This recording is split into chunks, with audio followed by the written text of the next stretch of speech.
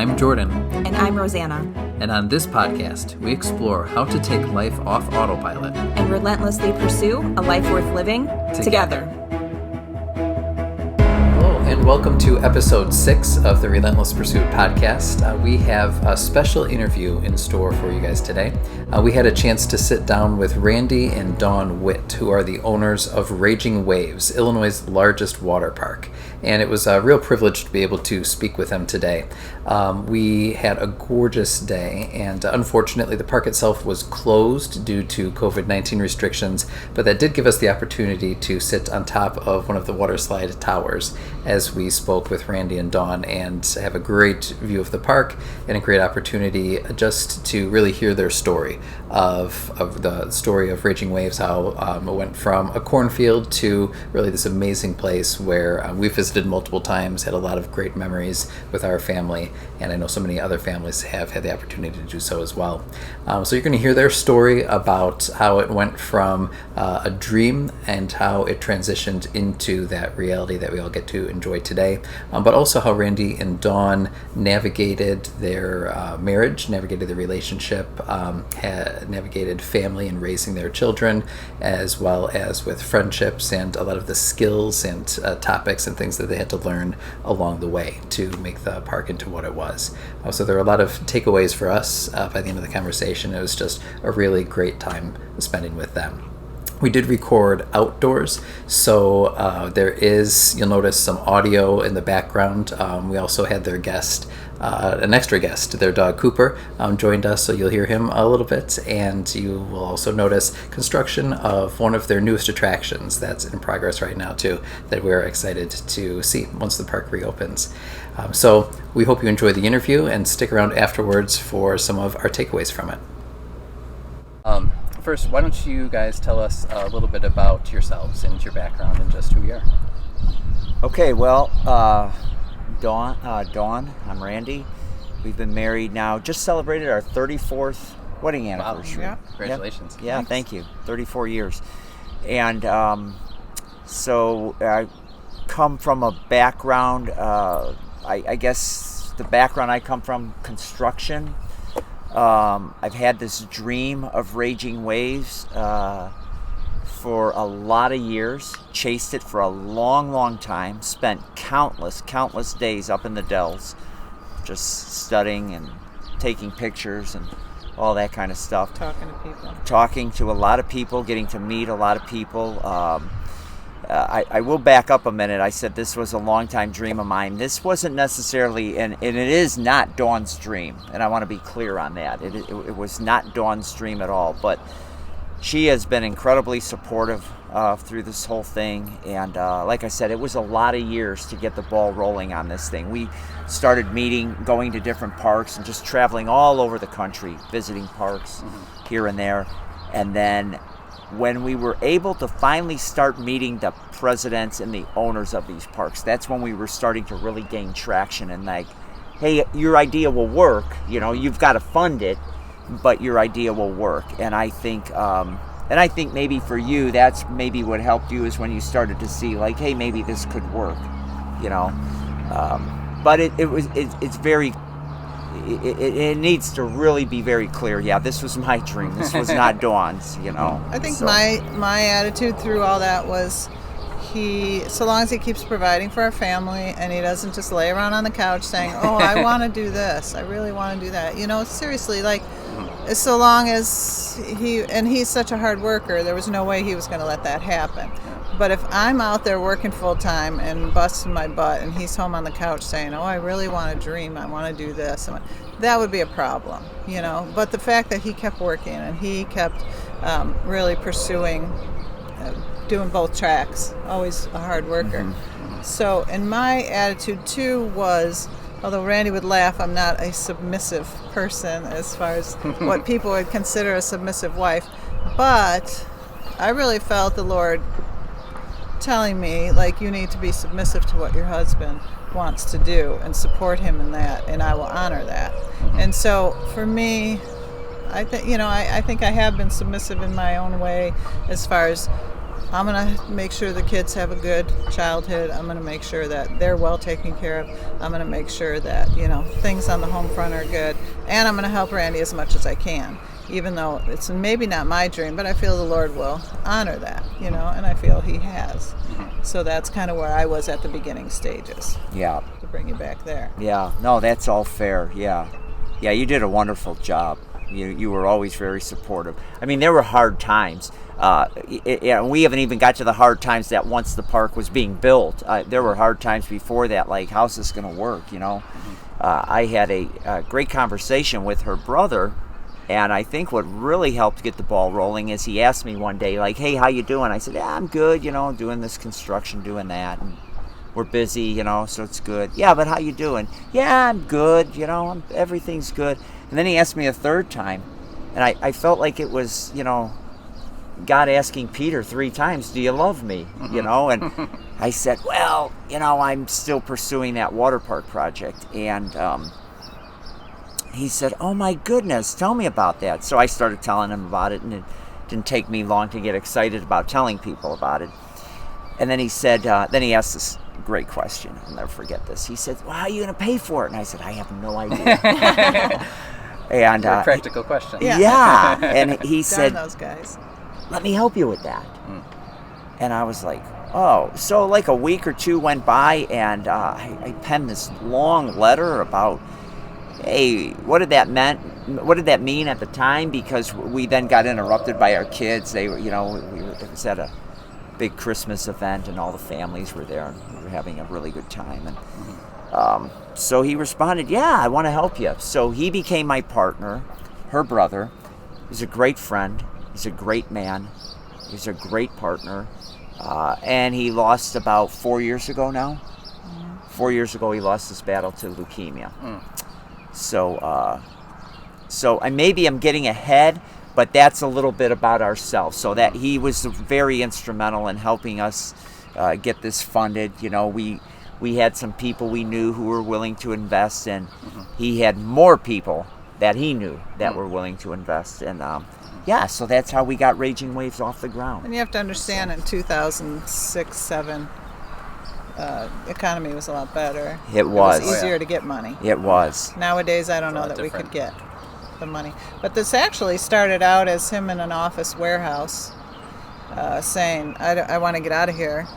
I need some sort of idea of what to do. And he raced cars before. So he said, let's open a little go-kart track. That'd be fun. Wouldn't that be fun?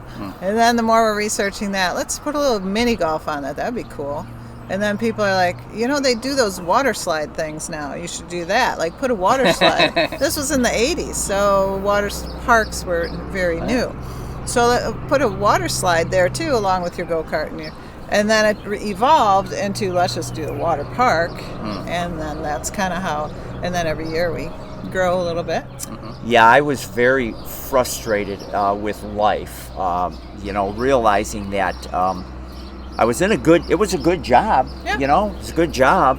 And I just was like, oh my goodness. I remember thinking at the time, oh my goodness, I'm going to be 35 years old, and what have I done with my life? And I know we were talking a little about that earlier, just a few minutes ago, and you had mentioned about, like, what are we doing? What's going to define your life, And I think that's one of the things we especially wanted to ask you about, because I feel like, a lot of people can take a look at a career, and it pays the bills, but there's, I think, something more that a lot of people want, but it's difficult to take that leap. Like, how do you leave the sure and comfortable thing for the adventure? So at what point did that transition for you from just this feeling to something you're starting to take concrete steps towards? Yeah, well, I was in working that job and realizing that, I'm not proud to admit this, but in working that job and being in my little office, I realized I was working more on my dream than I was on the job, and at the time I, didn't really think a whole lot about that, wasn't really convicted of that. I guess the tables turned, because if I had employees now doing that here, I probably wouldn't take too kindly to that, But yeah, so then I just realized I needed more time to pursue this, and I was. So was it a hobby or a passing interest at the time, or were you? No, it was. This is going to happen. Yeah. Well, I didn't know if it was going to happen, but I knew that I was going to pursue it to the nth degree. I knew that. So if it didn't happen, you knew it's because you've done everything you could. Yeah. To try and make it happen, and then if the answer is a no, then it's. And that was away. exactly it. And even then. We got a lot of no's, and we had a lot of naysayers, and we had some, and people question my sanity, so to speak. You quit a job and you don't have a job, and now you're going to pursue this, and you have no idea where it's going. And I'm like, yeah, that's what we're going to do. So we did that. So it was not without risk, but I thought the risk was always mitigated in that I was always going to work. I like Dawn said, and I don't want to make this sound haughty, but I can work. I just know I would do something, I wasn't going to sit back and just let this come to me. So then like I said, we made the decision. I was miserable at the time. When I was in that job, I was absolutely miserable. I've heard people talk about they get that, forget what they call it, but that 4:30, 5 o'clock feeling on Sunday evening when it's like, oh crap, I got to go back to work. Oh my goodness, my mood. She would always tell me, man, I can always tell by the clock when it's 4 o'clock on Sunday, By your mood, yeah. Oh my goodness, and it was terrible, and I was just miserable. So, and I just couldn't get past the fact, like, this is my life. This isn't what I'm supposed to do. You just have this desire, Yeah. Much like yourselves, much like you had mentioned earlier, you have this burning thing within you that, like, gotta do something, even if it's wrong, I gotta go do something, and so that's when it got really serious. We really started pursuing. We started jumping on planes, like I'd mentioned earlier, visiting other parks, getting to meet other people, then getting to meet the owners, and that, again, I'm repeating myself, forgive me, that was really key, is when we could meet those owners and they could look at our numbers and look at our projections and say, yeah, you're either full of beans, or yeah, you're pretty close. You're spot on. If you get this off the ground, this might actually work. And that was what was really helpful. And go ahead. I was going to say, when you had mentioned in 2006, 2005, we started talking to people, and this would be a hard sell today, I'll tell you that, especially everything what's going on in the world today. But even a couple years ago, this would be a really hard sell. But we'd walk into meetings with investors, and quite honestly, we were told yes more times than no. So that was really, really encouraging, So, yeah, we just started putting that plan together, started making it work, and yeah. 99% of the time, the investors would say to you, we're investing in you, Randy, not the dream, because his passion, not the water park. We're investing in you because his passion was so high. You can tell just talking to him, his passion is so high still, but especially back then. So he really portrayed that. And I think also for me, as far as like supporting him through all this, there was many times where I was like, are you still doing this? Like, come on, like, get on to something else, And I thought, I never want him to be 60 and look back and say, I wonder if I could have had that park if my wife wouldn't have stopped me. And I never wanted to be the reason for that, So we just kept going. And I think that's interesting in a marriage. I mean, him and I are similar in a lot of ways, but also very different. Yes. And I would say, like you, like, I have like my own set of opinions, and I'm pretty strong-willed, and I'm smart, and I'm intelligent, and so, like, yeah, not submission isn't always the first word on your on my plate. So sometimes when we are considering something new, it's kind of like this, it's a dialogue, it's a conversation about what he thinks and what I think, and he's an eternal optimist, and I will tell you all the reasons why it won't work. So it's interesting to hear, like, yes, this was Randy's dream, and I said okay, and that maybe it doesn't always have to be both people's dream or vision, but the support of the other partner is crucial. I think the Lord will honor that. If I could tell a real quick story, Randy's heard a million times. My thing was always, I want to work with kids. I want to be like a youth director and counselor and really work with kids. And then 10 years later, I'm here at this water park, and I'm like, I'm doing nothing. Like, this isn't his dream. I've worked like 20 years of our marriage on his dream. Like, what am I ever going to get what I want to do, right? And then I was just feeling down. And I was really praying about it. And our office window is kind of above the park. And I looked out. We were open. I look out the window, And I clearly heard the Lord say to me, I have given you 500 kids that work for you every summer. What more do you want from me? You know? And I thought, oh, yeah, he's giving me my dream too in a whole different way. So I'm not saying I'm a minister to these kids or whatever, but I like to encourage them and I like to support them and, you know, try to make their teenage years better. So in that way, it's like both of our kind of dreams came true through this, although we were really pursuing his dream the whole time. But again, I really feel that the Lord honors your time and your partnership with each other. So we work very well together.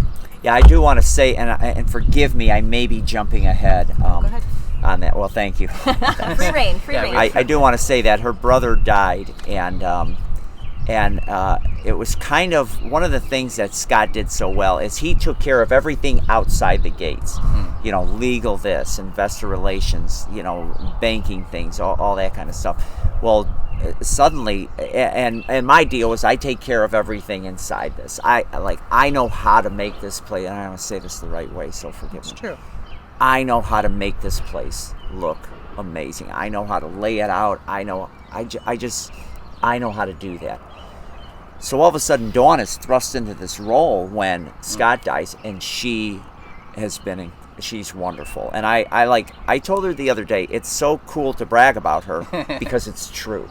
You know, you can only fabricate a brag. You can only fabricate boast for so long. And then all of a sudden it's like, even I'm not buying this, you know. But she is really, really, really good at running this business. Way, way better than I am. It's way outside my comfort zone, but I do feel the Lord just gives me what I need. She has done a tremendous job assuming a lot of the roles that Scott did, and we've all grown into it. I myself have had to grow into some of those roles as well too. But that's one of the things that we wanted to ask you, even going back to the beginning. Like, what are some of the things that you had to learn along the way to make that dream a reality? It'd be probably a shorter conversation to say what we did know. To start on the job training, huh? Yeah. Now looking back, Now looking back, we were very naive.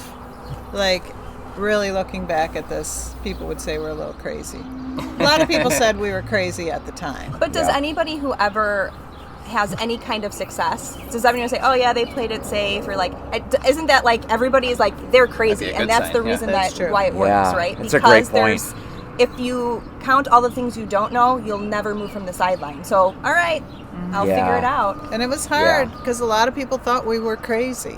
So sometimes it's hard. You feel like you almost alienate certain people, but you get to a point. Do you want this to work? How worth it is it to you? Things like that. So one thing I will say, about us working together. I always say, because people are like, I could never work with my husband. Like, I don't understand how you guys do that. And we actually like working together, and we have a good time working together. But I always said from the very beginning, he's very respectful of me and what I can do and what I can contribute to the business. And that's huge, because a lot of men want their wives to work for them and just do your job, and I make all the decisions. And that doesn't work. It doesn't work. You have to have the respect. You have to have, and I have to feel respected. And he, and so that really helps me to, you know what, that's outside my comfort zone, but I can do it because he believes in me, and we just got to make this work together, because he can't do it all on his own. Not that he's not capable, but it's like it's too much, right? I think that was one of the good lessons we learned too. Was that one of the questions? What we had learned is to delegate. There was so many times I just you just want this. I always tell people, I know this isn't Disney World. I know that, but it's my Disney World. So you want every little detail, and it's hard to get everybody on to get everybody to hop on board that train. It's like, and the staff here does a tremendous job. They really do. But it's just, you realize that you start learning to choose your battles. And then one of the other good lessons I would say too is we trusted people. And this sounds cynical, and I don't mean it to be that way, nor do I want it to be that way, but we put too much trust in people. Certain people. Yeah. At the beginning, you learn. Yeah, but then that was really hard. But then the pendulum swings where you don't trust anybody. Right. And so that's hard. So then you're taking on too much, which is also probably does not work for a marriage or for a business. Yeah. Right. So that's difficult. Or maybe he'll be like, no, he's a good guy. And I'm like, no, he's not. And so, that was kind of difficult. But as far as like the yin and yang, that's really us. I work more with the people, with the employees. Randy's better off working just on the grounds and making this thing. People always say, we're like Walt and Roy Disney. I don't know how much you know that story, but he's our Walt, and that he has the vision, and he sees all this and what it can be, and this will be amazing. And I'm like, okay, how are we going to pay for this? How are we going to do this? Figure out how to put the legs underneath it. So that's kind of how we work together, and he's really, really good at what he does, and I'm working on what I do.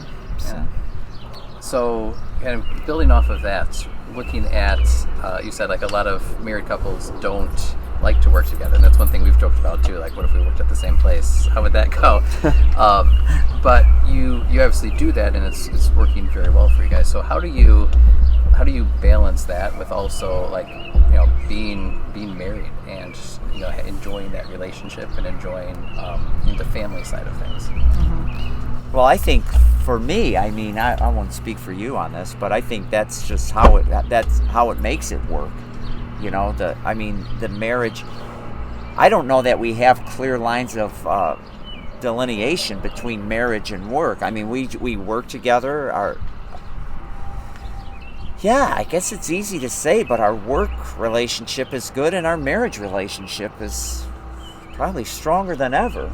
And earlier when you said when you took the hour to and from your house that you always came into work together and left together and you would just talk the whole way, like it definitely like warmed my heart, because like right after a long day in work, but like you're still in the same car going home together, I think that speaks volumes to 34 years of marriage, and to a wife who supports a husband's dream, and to a husband who has a vision, and then going home and having dinner.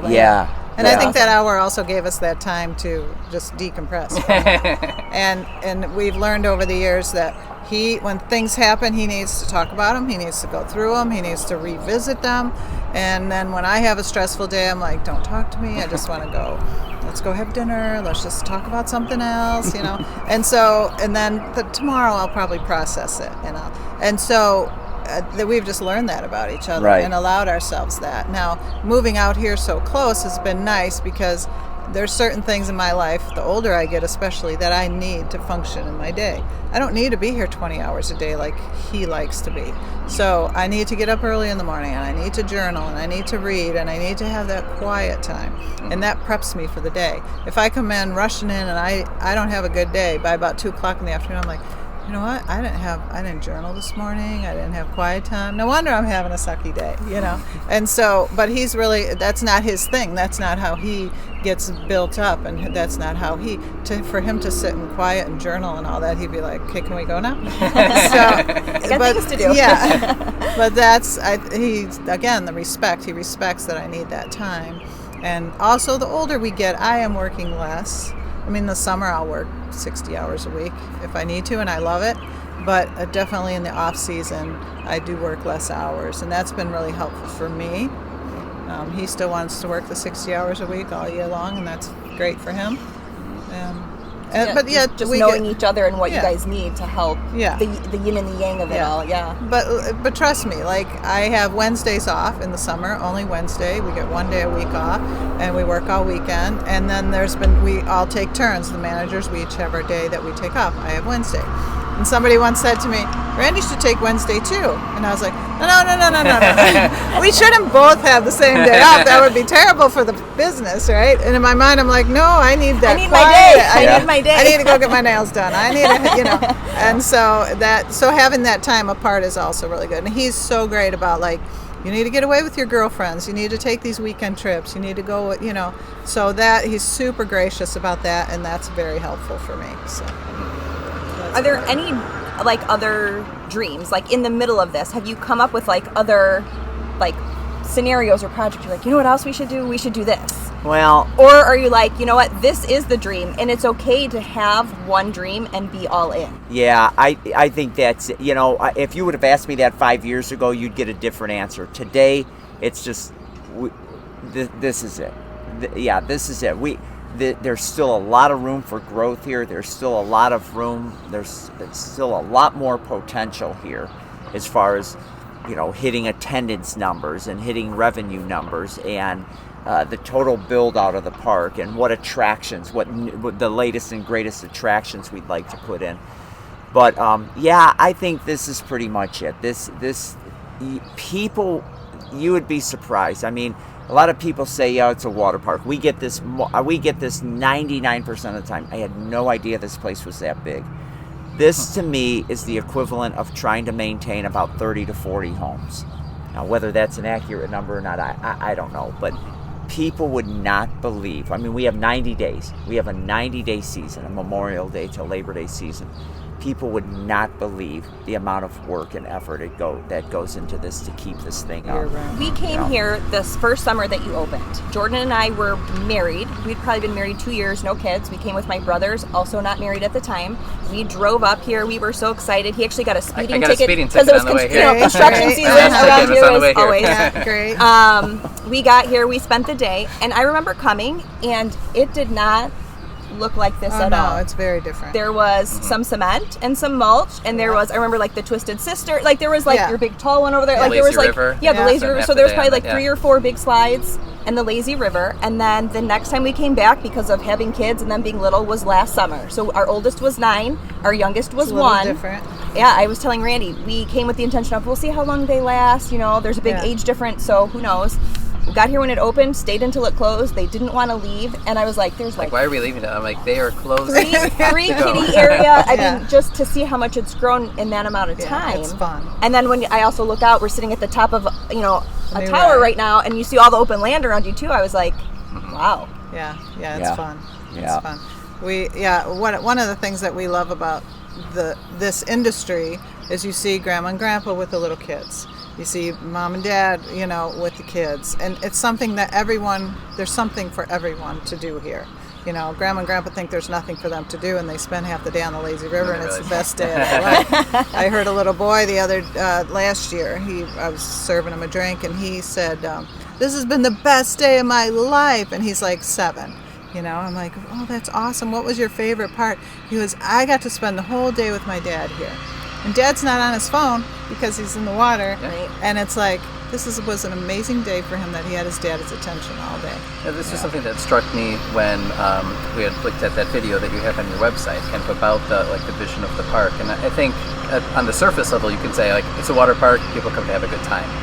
But especially as you bring up family, I know that there's more of a value and a vision that's built into what you're trying to accomplish. Absolutely. Yeah, there really is. Yeah, really. I mean, this society, it's tough now. We don't need to get into that, but the family structure gets pulled apart on every corner.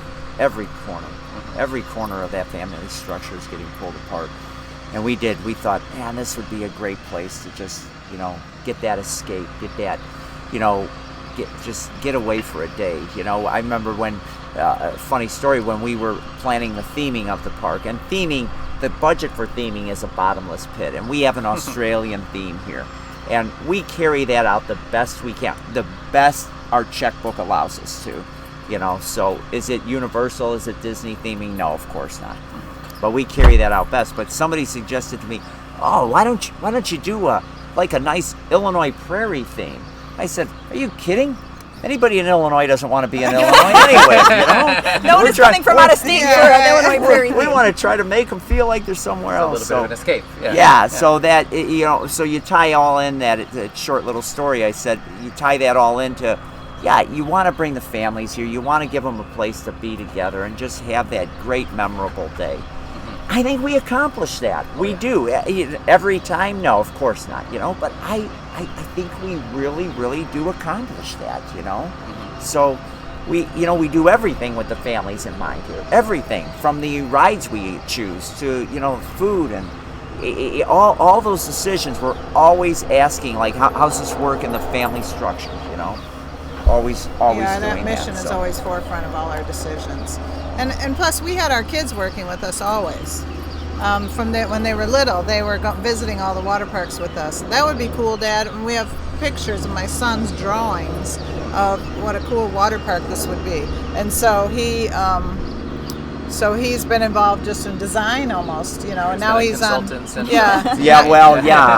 he's on our board. He is. Sterling is on our board, and he really does. He has incredible ideas. He has, and he's good. And he's really good at that. But do you think that stems from even just your interest early on and just being open with your kids about like what you were doing in the process, right? Like that there was that natural wanting to learn and curiosity, and that like something that developed, behind the scenes for a long time. I think you hit it spot on. Mm-hmm. I think you nailed it. Yeah. They were included every step of the way. I mean, we would have meetings and people would be like, "Your kids are here. It's okay. They hear everything." Yeah, but we're going to talk numbers. It's okay. They hear everything. They got on planes with us. They got, it took me a while, being the knucklehead that I am, as I dragged the whole family out and we'd visit these theme parks, and then I realized, we weren't doing the theme parks, we were just investigating the theme parks, and I'm like, wait a minute, I think they'd have a lot more fun if they can do them, and I'll go investigate them. So, I learned that probably not as quick as I should, pretty quickly, but not as quick as I should have, but I think then it became a lot of fun for them. It's a great story. We went out to a park on the East Coast, and I called the guy, the owner, got to know him. He's a very good man. I really love that man. And I said, hey, I'd like to come visit your park.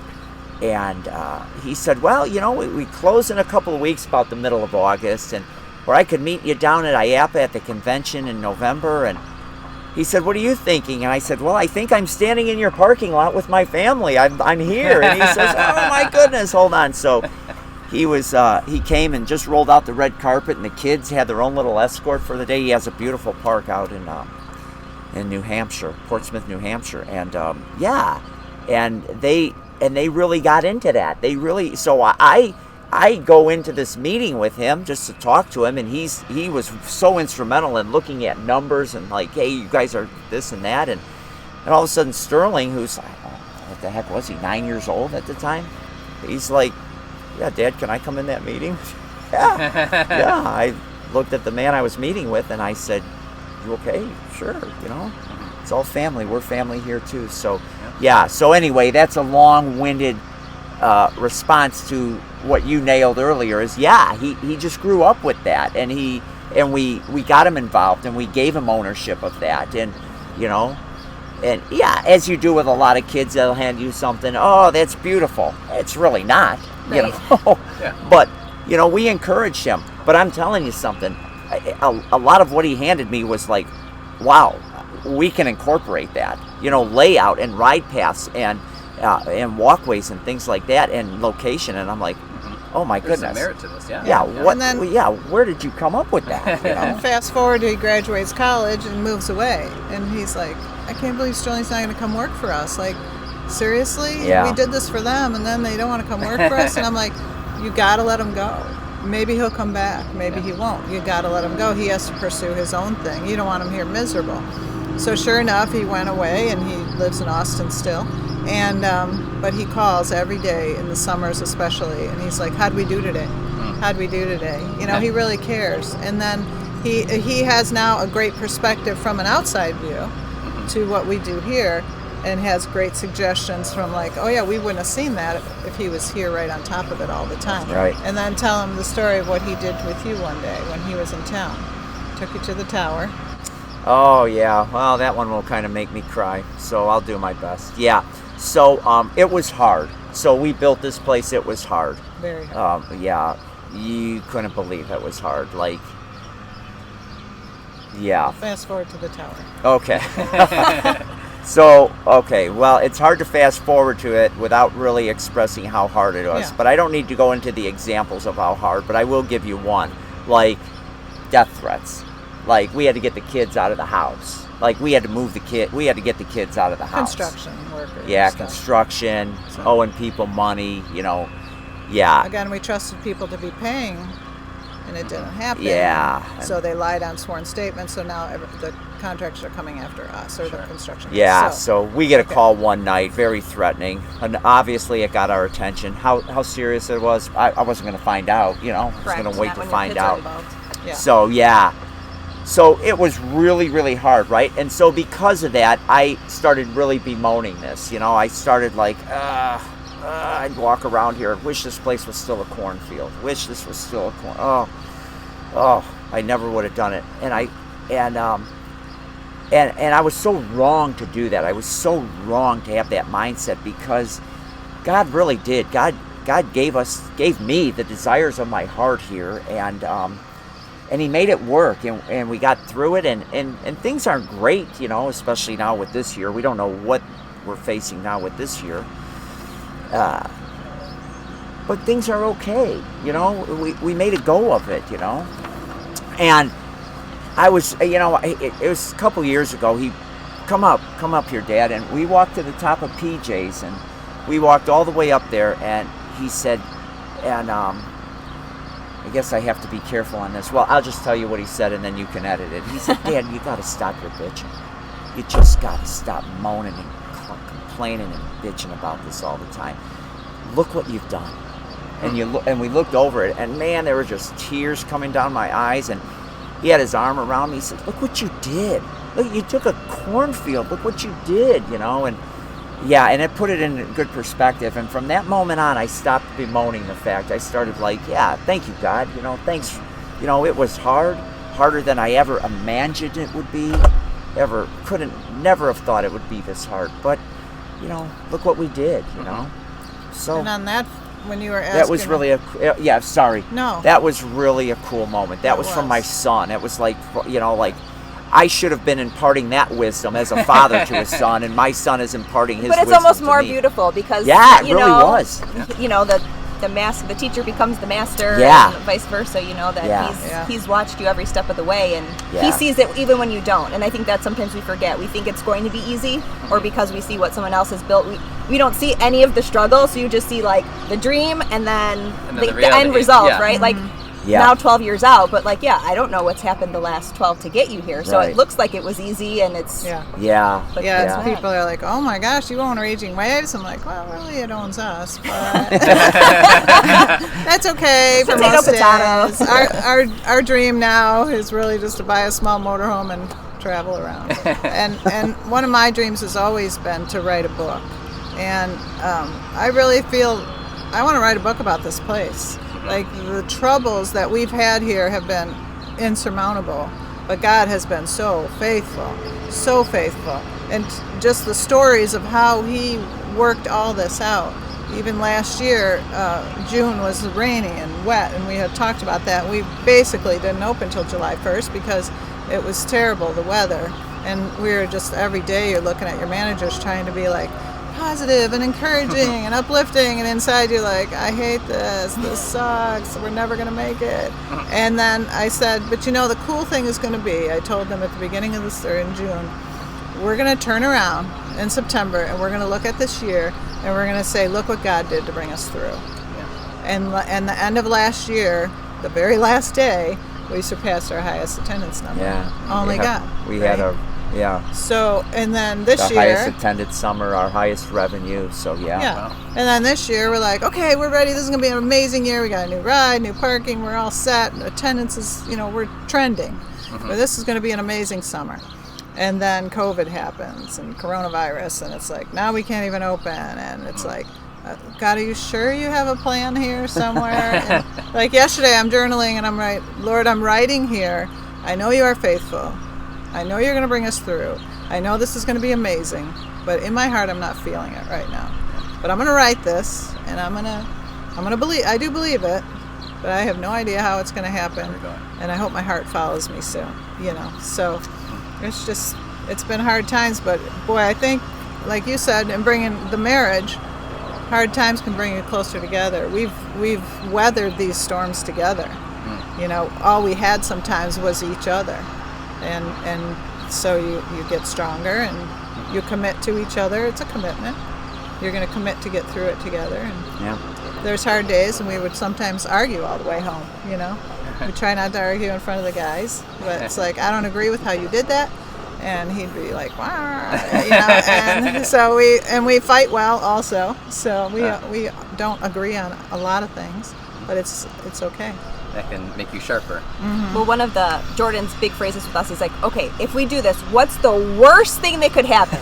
And so like for him, it's always like very small. And I'm like, well, we could not have money and we'd have to sell our house, which means we'd probably live with my parents. Yeah. And then we'd all be there together. And he's like, and really, if you think about it, is that the worst? Like, is that really that bad?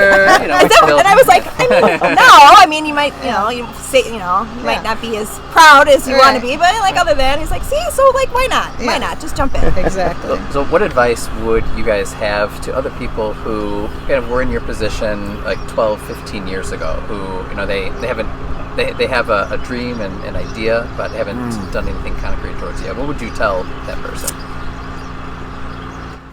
No regrets. Yeah, no regrets. You gotta do it. Yeah. You have to try. Support each other. I'm trying to break this into like. Well, let me tell you this real quickly, and I'll get back to this. I'm not good at this, but I promise I'll get back to it. So, a group of guys came out here from Las Vegas 5-6 years ago, and it was when I was like, I wish this was still a cornfield. Oh, it's so hard. And this and that. And they came out here all wide-eyed and starry-eyed, and just like I was, 15 years ago. And they said, yeah, we're going to do this, and we got X number of $1 million. And, they wanted to see this. I mean, they got on a plane, landed at O'Hare just to come to Raging Waves to see this. Just to come meet me. Yeah. Yeah. And, I don't know if I made a mistake at the time or not, but I told them, I said, don't do it. Oh, no, I said, it's not enough. What do you mean? We got millions. It's not enough. Don't do it. And I thought, who am I to quash somebody's dream, Now, they did it, and they lost it. So how does that answer your question? So I'm trying to separate, like, if somebody came to me and said, do a water park, don't do it. But doing a business, doing some kind of a partnership where the husband and wife are going to be together, really, you got to, first and foremost, you got to really, it sounds silly, it's not silly, you got to really have a deep-rooted love for one another. You really do. I didn't always express that. I always had it. I just didn't always express it. I don't know that I always knew how to express it, to be quite honest. But you have to have a deep-rooted love and an incredible respect for one another. And you just gotta be so resolute to work through it together. If you're all in, hey, what's the worst that could happen? If you're like, well, if you got 2 hours, I'll tell you the worst that's going to happen, I don't think that's a recipe for success. I don't. If you're all in and she's half in, I don't know.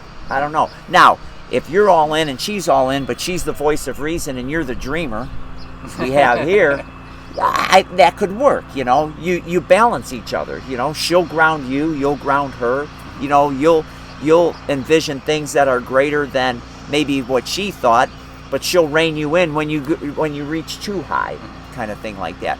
So that would be the advice. Great respect, great devotion, great love for one another, and you gotta really be like-minded. Like, hey, this is going to work.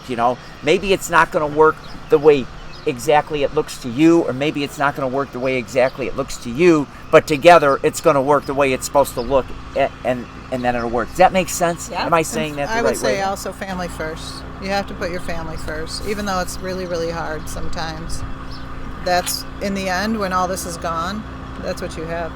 You have your family first. And one mistake I think we did make, and it wasn't intentional at all, it was just because of the nature of this, and we very often felt we weren't understood, is we lost a lot of friends in the process. Because people didn't understand what we're going through.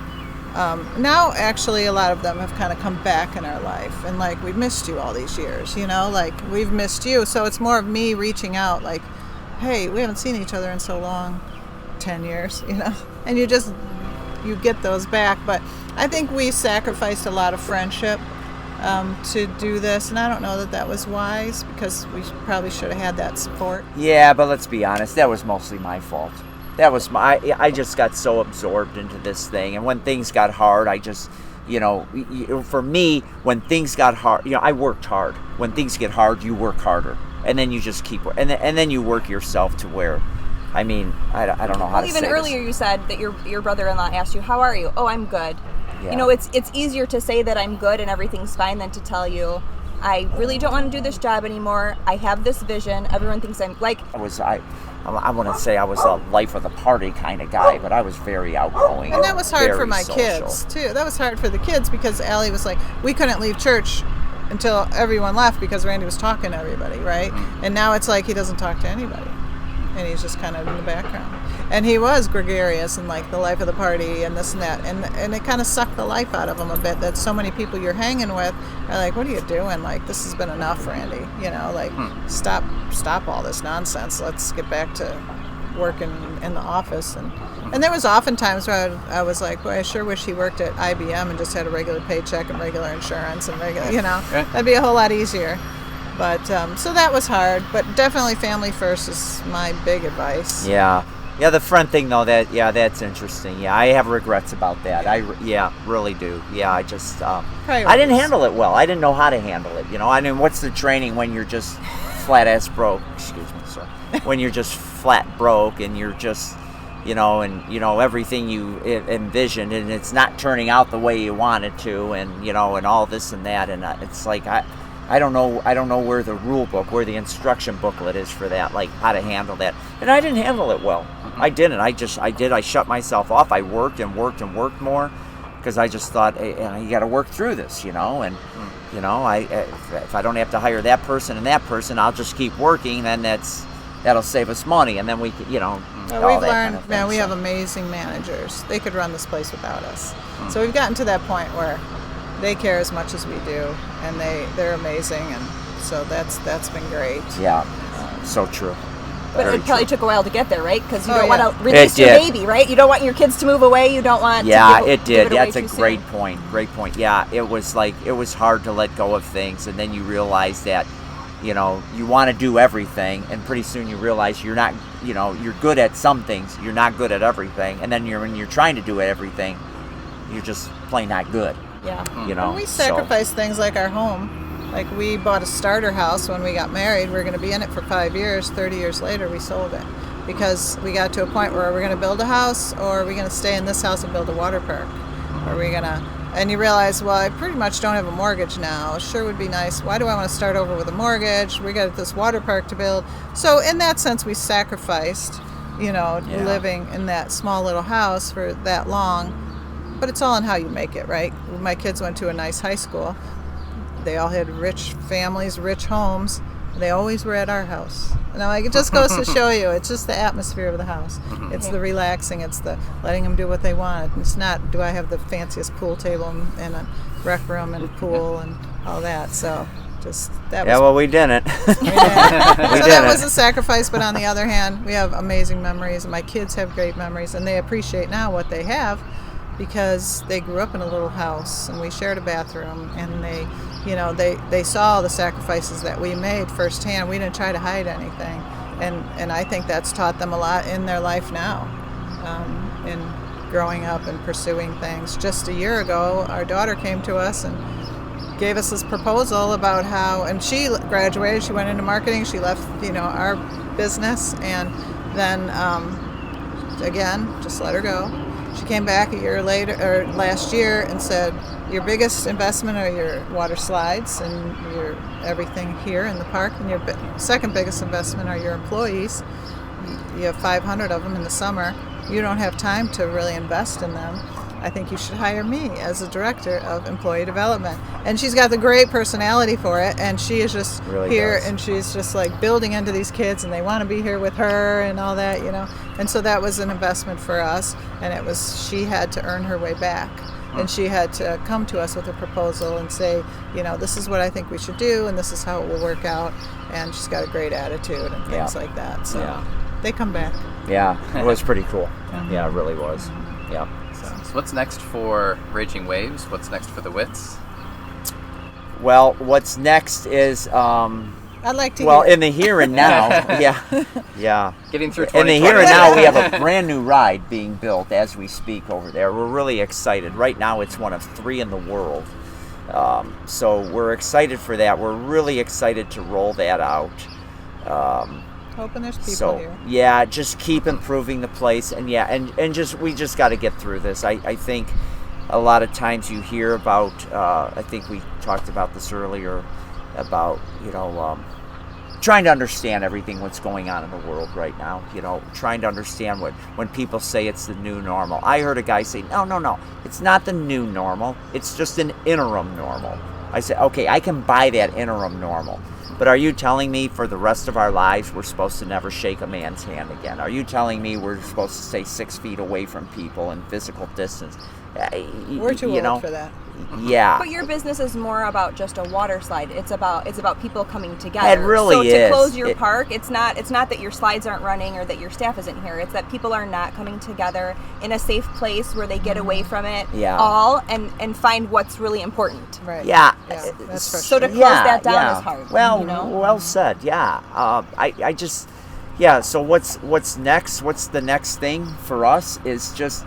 Yeah, for right now, it's we got to get through this, and I don't know what that looks like. I don't know what that's going to look like. We got to get through this, and we got to keep making this place. We got to keep believing in this place. We continue to maintain it. We continue to keep it beautiful. We're pumping the brakes on everything. Like, we don't know. Year. Do we fill pools? Do we not? Kind of thing like that.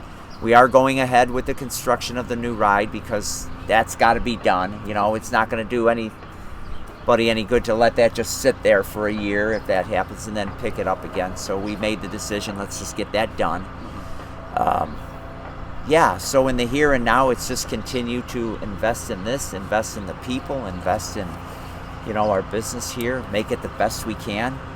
Continue to grow. I'm telling you, we were on a good trend. Like you said earlier, Dawn, we were really trending up, so that was, we were really pleased with that. So probably our next step too is really, quite honestly, at our age, would be ultimately to sell and buy a motorhome and just be together and hang out and not worry about work.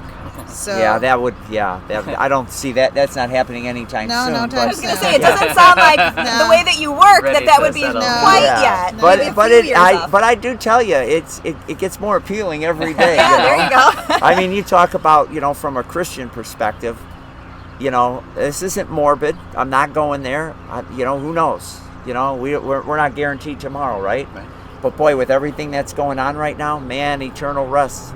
Sounding better every day. It really is. Well, we've also had some health scares, and Randy had cancer a year or so ago, and it's just like, got through it great, and and it's just, full remission. Right, but it gives you a little bit of perspective. Yeah. So one of my favorite stories from our visit last year was, is this the boomerang, the funnel? Yeah. Rosanna takes our 2 oldest boys. They were 9 and 6 at the time. Oh. And she just gets in line. We're going to do this ride. I go, okay, what is this? Like, don't worry about it. Great. We're going to go Until I don't think you ever told her what it's just get in. Until they start seeing it, as they're looking over and they're like, yeah, you can see, are we doing that? No, it'll be fine. Don't worry about it. But that's still like one of the, I think, most favorable memories, because at the time they were scared out of their minds. They're like, we're going to do this, and then they do it, and they're screaming the whole time, and you're laughing the whole time. But afterwards, that joy of like, we had this rush, we had this great experience with our mom, and now I want to come back and I want to do that again, and they can't wait till their sister she's 5 now, so as soon as we can drag her onto it too. She'd let go, her hands not too well. So. But it's certainly, and we have other stories like that too, just from a single visit, but this park has certainly done an amazing job at facilitating that time and that space for families to, I think, do what families are meant to do, just be together and enjoy one another and make some memories along the way. That's awesome. No phones, no screens, no nothing. Just put it pushed aside, and you don't notice that you're in the middle of a cornfield. It's blue skies and Aussie fun, and that's awesome. It's just a great place to be. So funny. You talk about no phones, no screens. We have this thing around here from the, oh, nobody told me that department. Yeah. And people like, yeah, you drop your phone in the lazy river if you're on it, yep. Phones don't work good going down these slides, And so people go, what are you going to do? What are you going to do? What do you want me to do? You're not supposed to take your phone with you, and it doesn't work. Well, can you dry it? No, we can't. Slate in the sun. Yeah. Hope for the best, And look at that, like your sons, first of all, it's like, wow, mom's pretty cool, right? Yeah, and then it made them brave. They had to be brave. They had to try something they didn't want to try. I said, do you trust me? Yes. Yeah. See all the people who went before us? Yes. Did you see anybody fall out? No. Just don't let go. Yeah. Do you trust me? Just don't let go. See, good life lesson. That's awesome. Wow. That's awesome. Well, this was a privilege being here with you guys today and Thank hearing you. your story. Yeah. I know we always have a lot that we take away from conversations like these, and it, if anything, helps us, I think, live better and aspire to be like the people that we talk to. Yeah, that's It's awesome. a joy to be able to share Thanks these. for thinking of us. This was really Yeah. fun. So much. This was really fun. Today was really a great day. It was such a great interview, and the couple was just, They were phenomenal. We could have talked for hours more. Yeah, they were really fabulous. Just about opening up about Randy's dream and the dream that he had, and how they got it from idea to actual what exists there now, and even just the way over the last 12 years they've developed it. Mm-hmm. And so what they've learned along the way, some of the sacrifices that they've had to make, maybe some of the regrets that they've had. Yeah, the mistakes, and if they could redo things, how might that look? Yeah, and even some great advice for us. So what we wanted to do was just kind of wrap up two major takeaways that we had from today, that I think everything that they discussed with us kind of fell into these two categories. And this hit home for both of us, and I know Jordan really appreciated this about what Randy had to say.